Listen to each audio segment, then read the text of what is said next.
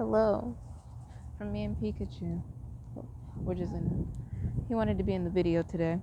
And today we are going to talk about the things that I said that I was going to talk about when Spirit said that it was a good idea to talk about. And I'm glad because Spirit had me write them down. I'm not the type to write down like what I'm gonna do in advance because I'm usually the type of person to be put in a situation and then handle it like that. So this whole planning ahead thing, I'm actually really good at that. But what I've learned on this journey thus far is that you can't plan everything. And in my life specifically, God really didn't want me to plan anything. He just wanted me to think that I was planning everything. And, that really helped me be more proactive with things, be more like, okay, I know I can do this and stuff like that. And then you get thrown into it and it's totally different than what you planned for, but it still works out because God is God, or God is good. Oh yeah, we were going to talk about Pikachu real quick. I tied him to my backpack so you can't really see him, but clearly, I tied the mic to my shirt too. Clearly this is not Pikachu, right? Yeah, but his original vessel was a Pikachu pillow. I think this is like the same brand too, and I got him from Walmart, and I got Pikachu from Walmart too. There's like a picture of me with the other Pikachu, not with the other Pikachu, still Pikachu, but you get what I mean, right? And as the cycles go, basically Pikachu went through his own transformation, and that's how my stuff works. Like, especially if he's the first persona that has actually made a new appearance in my life. Like, everything else was kind of outgrown or stuff like that, and people like to say that certain things are imaginary friends, but Pikachu is not an imaginary friend.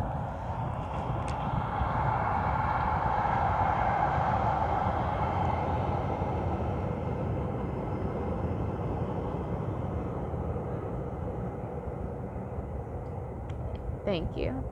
Okay.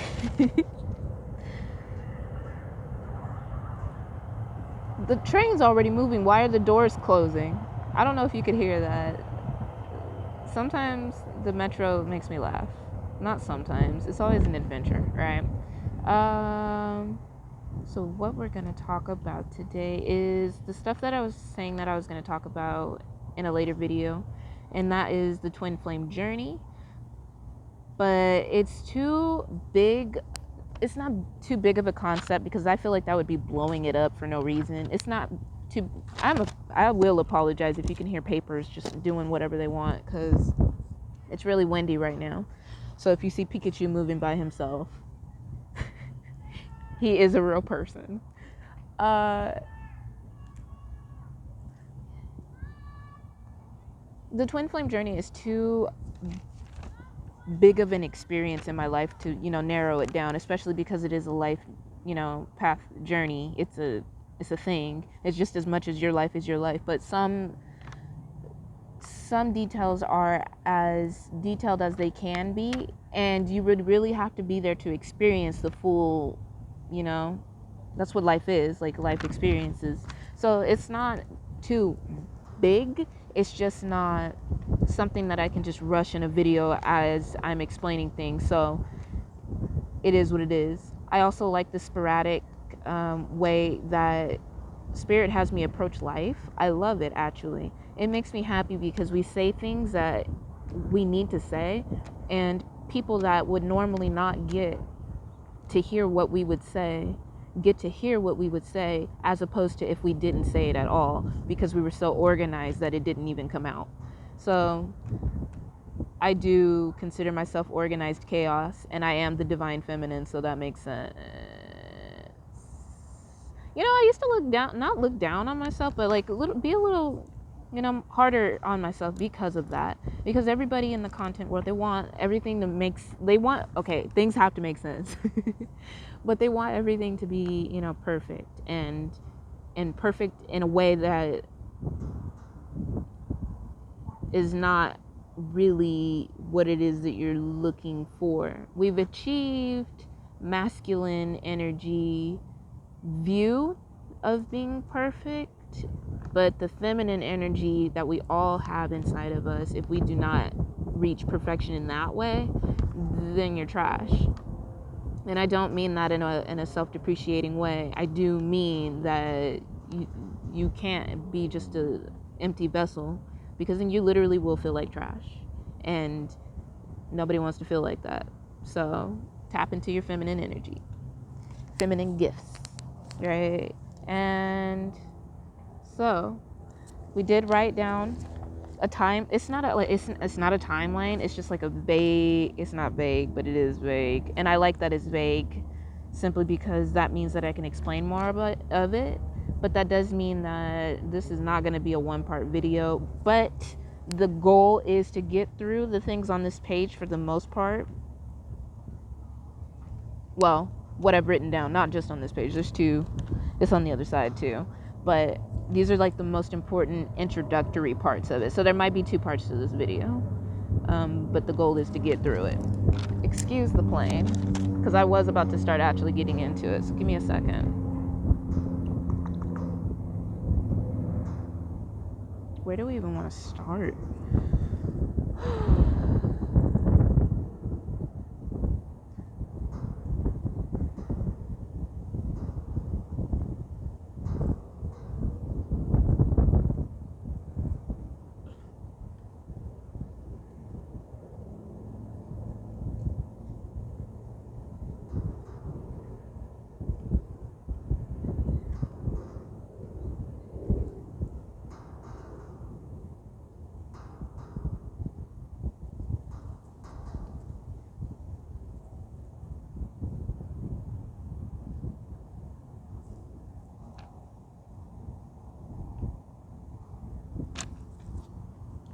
So what we're going to do is we're going to go back to 2017, because that is the beginning of the whole situation, really. In 2017, I was working 3 jobs. I had just graduated culinary school, and I had one job that I had been working at that point for about 5 years? No, 4 years at that point. And then the other 2 jobs were of similar trade, because culinary school, I really don't care about anything but food, God, and whatever it is that you will hear me say I care about, because I just don't work in places that I've never worked anywhere that I didn't want to be, because it just didn't interest me. But if I left, it was because it no longer served my needs. But that does not mean that I went and tried to do something else. And that does have a huge effect on how I live my life now. And it shouldn't be viewed as someone running away from, things that other people should be doing. It is living your life the way that best fits you.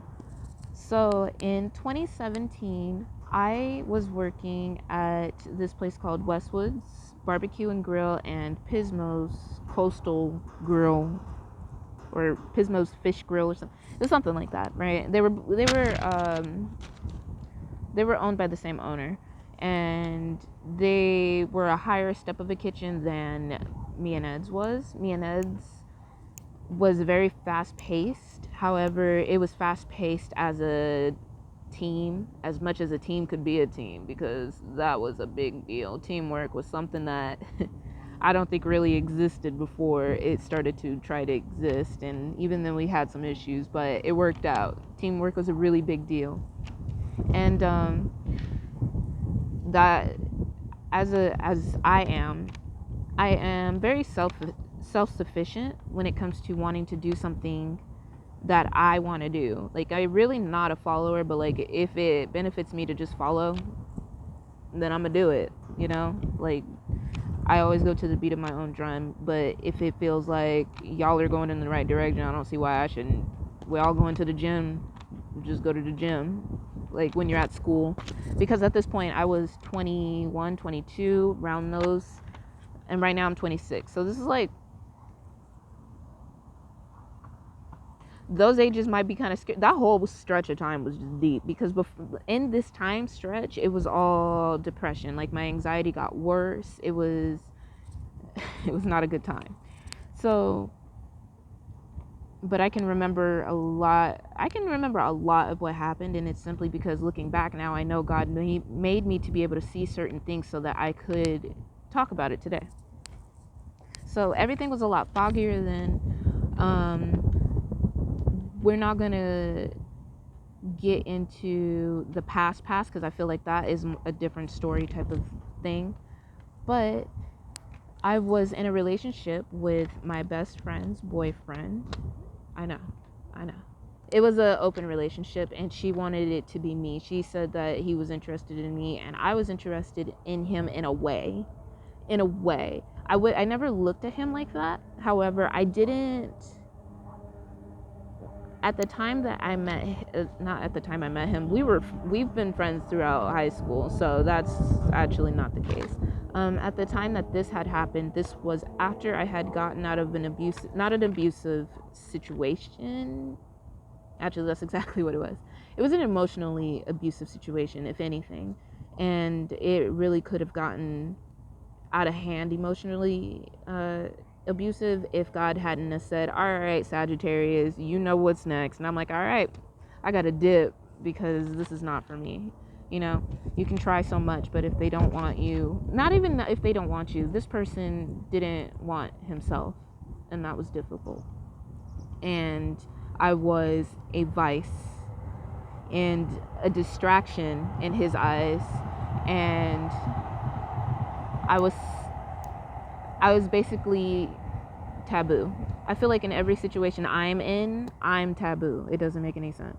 I didn't grow up with taboo. I don't know what happened there. And now I do tarot and everybody else thinks that's taboo. But it's not. Oh, controversy everywhere. Oh, those are pretty. I didn't know that was there. I'll have to take a picture of that before I leave. Okay. So, and we'll talk about more of that as well, because narcissism is a big deal, and it does hurt the person that is being a narcissist more than it really hurts you. And that's subjective to what you think about the situation. But we are all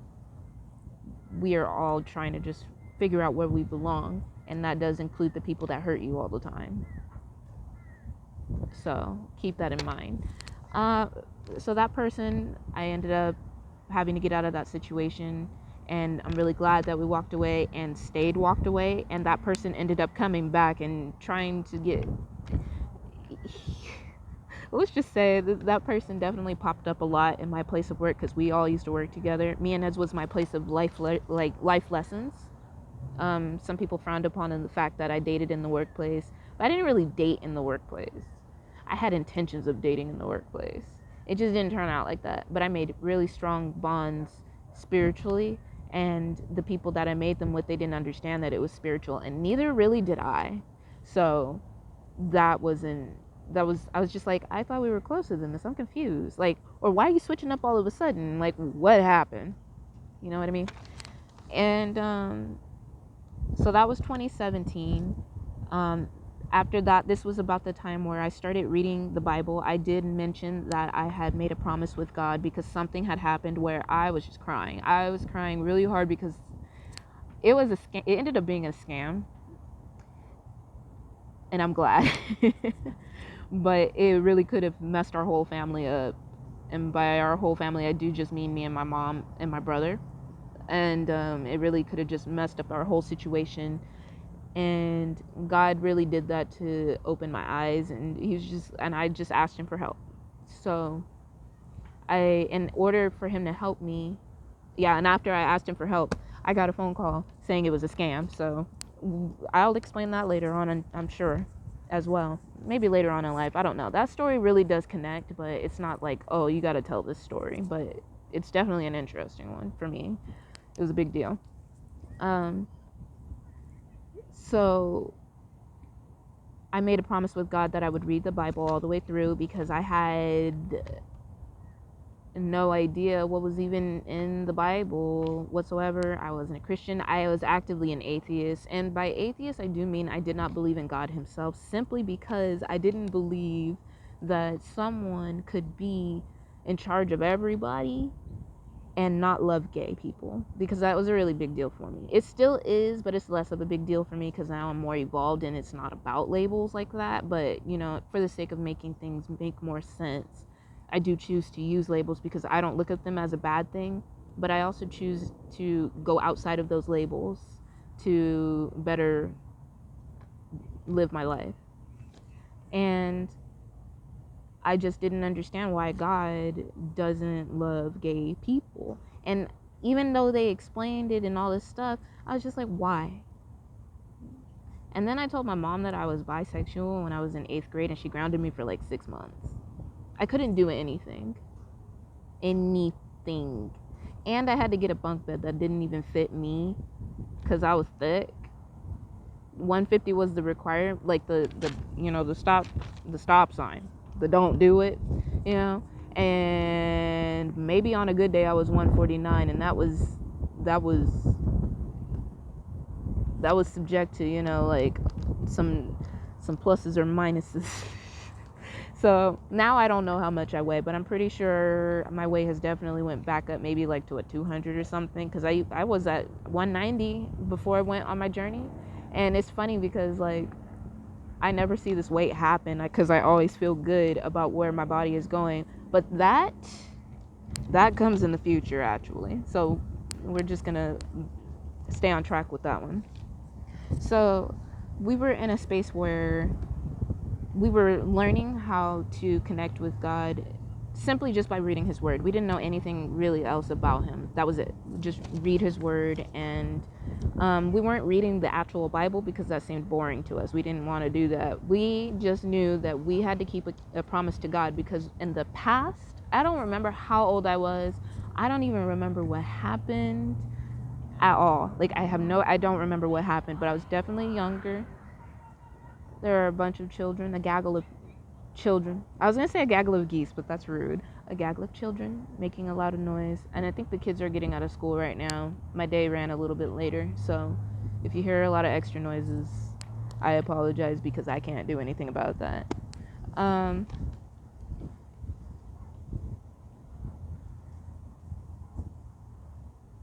was reading the Lord's Word, and I was truly trying to understand it, but I couldn't.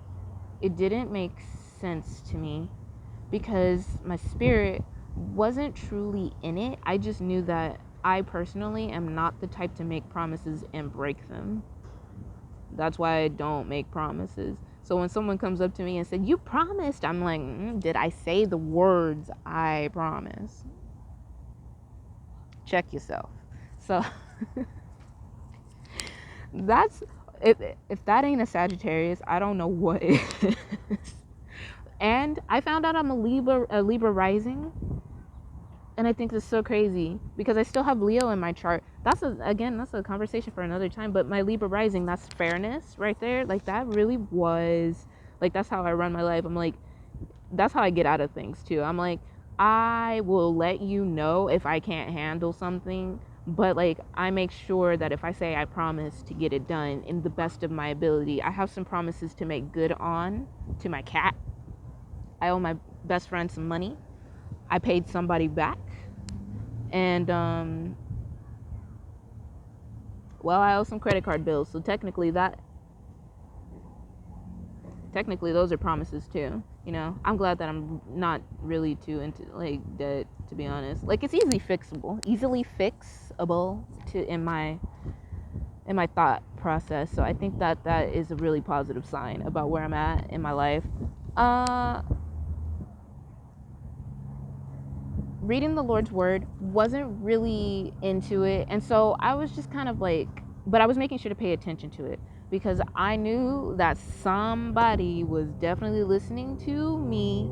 I've always had that thought in my head. That's why I said I didn't believe in God. I believed that someone was always listening in my head. So that always trained me to be a nicer person inside my head. Like, how when you're growing up and you say things in your head that you wouldn't say to someone's face, really. And that's a lot of things for a lot of people, but for me, it's really easy for me to see what I would and would not say to someone, because I wouldn't normally just talk to somebody unless I have a reason to. And so, like, somebody that isn't, necessarily aesthetically pleasing, my mind might immediately be like, oh, that girl's fat. And then immediately my mind would be like, don't say that, that's mean. You apologize to her right now. And I'll be like, I'm sorry. And I would get on the school bus, and I would always think that somebody on that bus could hear my thoughts.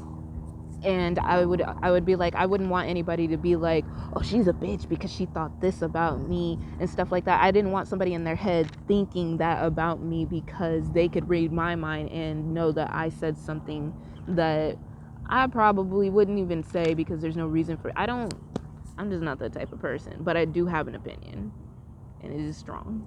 So, that always encouraged me to be a sound person, even though as a Sagittarius, I do realize that the less we are in our light, like the less we operate in our light, because I feel I was always saved because of my mom. My mom gave us to God, and that was something that I didn't even really know, because I didn't go to church. I'm not a Christian, but technically I am. Labels, bada bing, bada boo. Bada bing, bada boom, boom, bow. I don't even know if that's how it is.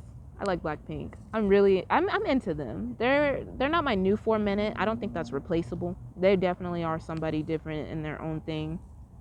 I do get a lot of 4 minute vibes, and I think that's just because it's K-pop. But I'm really trying to get into J-pop. But I think I might be more into like guy J-pop, because it's too cutesy for me. K-pop, they be like hitting it.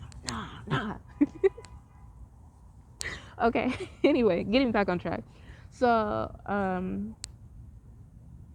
basically, I just wanted to fulfill a promise to the Lord, listening to it every day. Like, I would read a scripture, and it took me a good year to a year and a half or so to finish it on my phone. And it depends on like what I was going through throughout the day, like if I would read it a little bit more. And throughout that time, I did start thinking about God a little bit more, but he definitely was not like forefront in my life whatsoever. And I really did not know anything about this person, but like what I could understand about the Bible, I did, and what I didn't, I now know. So it's, duh. And that was around the time of my life where I graduated, again, culinary school, and now we're going back into the open relationship. Yeah, it was an open relationship. I should have just said it like that, but when I say it, I don't like saying afterwards that it was my best friend's boyfriend. I want to be like upfront and specific that it was my best friend's boyfriend. They're no longer together. Their relationship was going through something, and I wasn't trying to take him away from her. But it did end up in the halfway point where he wasn't giving me enough attention, nor was she giving him any attention. And like the whole situation just got so unmotivated. I felt ignored. He was feeling very lethargic. It was just a whole not motivational scene. That's the best way I can say it. And I didn't live with him, but I stayed primarily with him because while I was in culinary school, we had neighbors. We lived in a condo. We lived in a townhouse, a three bedroom townhouse, and we had decent neighbors. And I say decent because we don't talk to our neighbors ever. That's not a thing. I would like to change that in the future, but not really. I love my privacy. But I love also meeting new people, and especially if they're in my vibe. But I like to do what I like to do without people being like, hey, what are you doing? Shut up. Go back in your house. Or if you want to watch, be quiet. You can pay attention if you want to, but keep your mouth shut. I'm going to do what I'm going to do. You can write about it if you want to. Just don't bother me. And then so after those people moved from the house, because we're connected, it's a townhouse, but like they were condos, you get what I mean? Somebody knows what I mean. And so it was they were clean. They were Indian people. They were pretty clean about what they did. We didn't know nothing about them. They had a dog. That's all we really remembered about them, is they had a dog, and we were living in that house for 13 years as a collective um, time. So I don't even know when they moved. I just knew what happened. I just knew that we had new neighbors, and I was aware of these new neighbors. We're hermits, but we're not. I'm always outside, or I'm always doing something in my house, right? And so these people that moved in afterwards, they were of white descent. And I did mention in a video that I just made that I don't really. Sometimes I'm unbothered, sometimes I'm not. Sometimes I just get so irritated over certain things. Like, it's just the energy. I feel like I don't really get mad, I get upset. Or I don't get upset, I get irritated. And I feel like the irritation is kind of just an underlying of just irritation. So maybe that is a Sagittarius energy. I feel that because that's kind of been a thing. So these people were white. I use demographics to, to form the story so you can get a better idea of it, because the idea that you think of when I tell you is usually probably the idea that you should get, and that is they were white, and I don't want to say trash. Period. If you fit the stereotype, you fit the stereotype. If you don't, you don't. You know who you are. I know who I am. Let's get over that. Let's stop being so sensitive about things when we can be more sensitive about the things that actually matter. And that does matter. And it does depend. But some people are a lot more butthurt over things that they don't need to be butthurt over. And, being racially profiled doesn't normally affect me, but I will stick up for someone who is being bullied in any type of way. So for me, it's more of a broad spectrum of people and, our differences. But for me, we're all the same. And I really don't think of myself as black until I realize that I am black. It's kind of not something that just runs my life. But I've been looked at in the store like I'm going to take something. But, that could be a direct mirror of when I was a kid and I used to steal stuff. Or the video that I put up before where I'm exposing that it came up as a lesson in karma again, and it happened. You know what I mean? Self-righteousness is not the same as righteousness. So we learned our lessons there. So I've never stolen anything since, and I let everybody know everything. Not every. You gotta keep your private. I say what I need to say, right? But it's always going to be the truth. And it was just like a whole period of time where things were just integrating. It was like I was integrating into my light, and it was like, okay, we know you haven't done anything wrong in the past, but we need to let you know that this isn't correct. And so I didn't even have a choice. It was like my hand just did it. And so that's kind of how this happened too. Is it kind of just happened because it was just kind of just karma, kind of just cleaning up the cycles. It was time for it to like cut, and stop.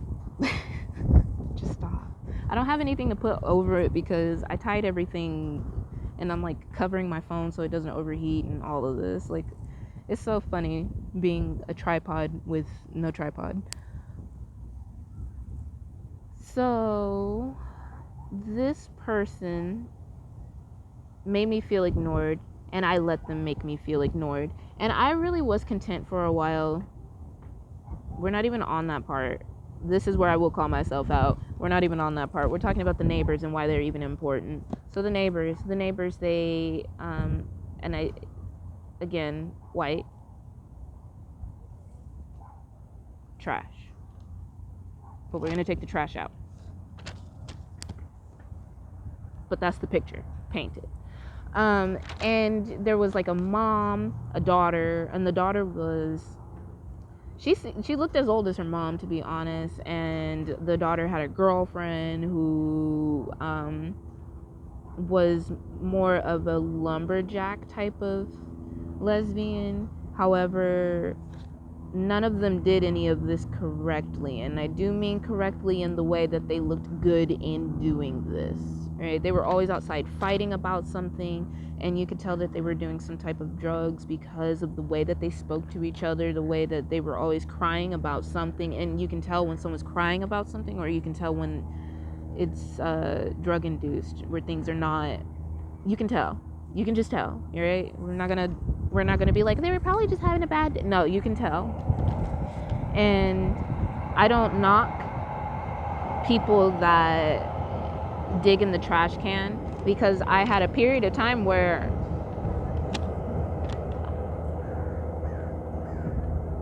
we're going to talk about that story later, because that really doesn't have anything to do with right now. But I don't believe I've ever judged anybody for having to dig into the trash can. And thank God, like I said, I'm having a homeless experience.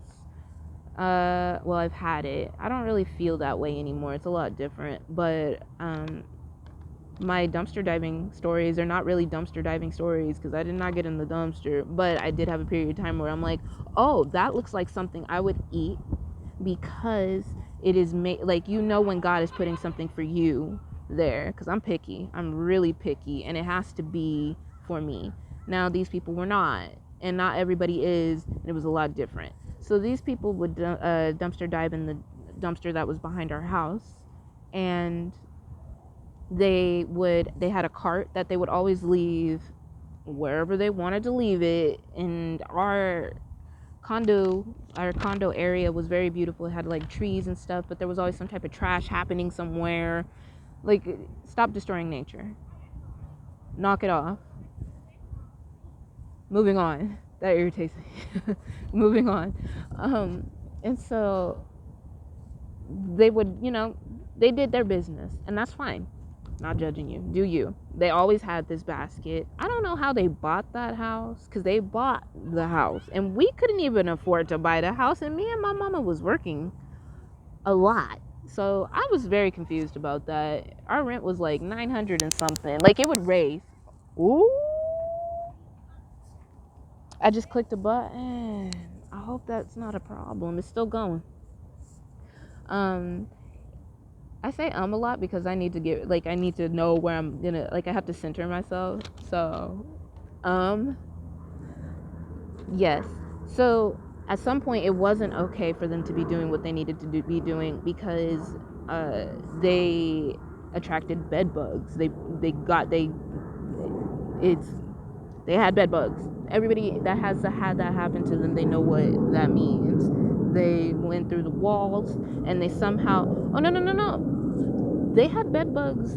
They I don't know how long they had them, but then they moved. That's when they came to the connecting house, which was our house, and it was terrible. I've never seen these types of bugs before. We had our own issues in our own house. My house was not dirty. It was